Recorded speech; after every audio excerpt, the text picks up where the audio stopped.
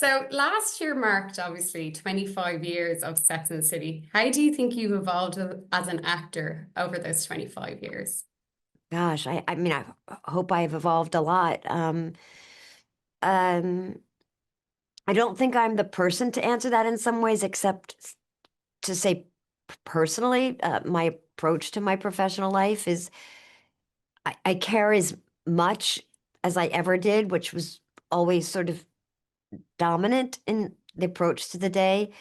I've always worked really hard, perhaps cared too much. I was hoping, to be frank, that at this point in my career, I'd be a little bit more cavalier, but I'm not. I mean, hopefully I'm better than I was. Hopefully I'm um, better to play opposite and with, and that I'm capable of doing more than I used to be because you're simply a better oiled machine.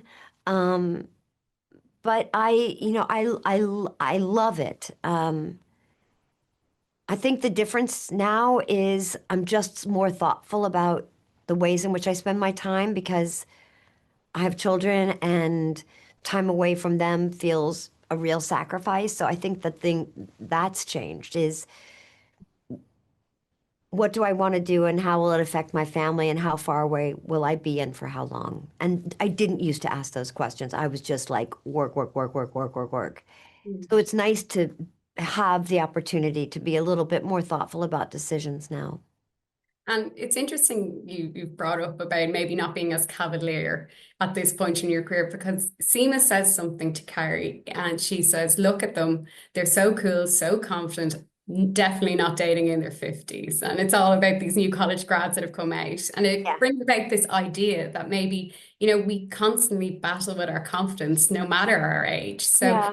is there an era from a certain time of your life that you'd like to revisit to have a chat with yourself? No, I don't ever want to have a chat with myself and buck myself up or get in front of a problem or give me advice. Nor do I want Carrie to tell younger Carrie how to do it better, be wiser, don't make that mistake, don't be foolish in that way. Um, I, I don't know. I think all the experiences add up and we're better we have better coping mechanisms for all the things that we're always trying to get in front of and not let happen to somebody. And I have to be reminded of that as a parent because I'm always wanting to get in front of a potential problem, but that's not really particularly helpful to a child if you want them to become an independent adult who can function in the world and yes, have those same coping mechanisms. So I don't really want to talk to my younger self or to younger Carrie because I'm grateful for the things that were hard or I did poorly. You live by the sword, you die by the sword. Isn't that a bit of it? Yeah. Yeah. And the one thing as well, there's so many beautiful moments within this season, and I kind of love though Carrie's really exploring herself and where she wants to be and who she wants to be, but she's also getting a lot of opportunities, and one of which is she's obviously offered to go to Google to chat to their headquarters or to another film festival to speak to do a one-on-one with someone they admire. Who is a British notable figure that you would love to do a one-on-one with? Oh my gosh. It's a Oh, loaded question, sorry. oh, it's such a good question. I guess I would reach for, and this will be very simple and we don't have time for me to explain Mhm. why, but I would probably say that somebody who I wouldn't pretend to be equipped to have a conversation with, but I would like to sit in the room. Mhm. Um, during the Blitz in the war room, Winston Churchill's war room, and just watch him lead. I think that was an extraordinary time, and um, I've tried to read a decent amount about him and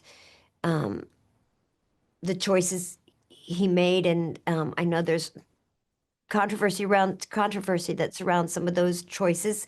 Mhm. But it's a fascinating time in history. And so I would say in terms of a British figure, and I'm missing a million important women too, so forgive me, because it's a darn good question. So next time I'll be better prepared. But that would be a great start.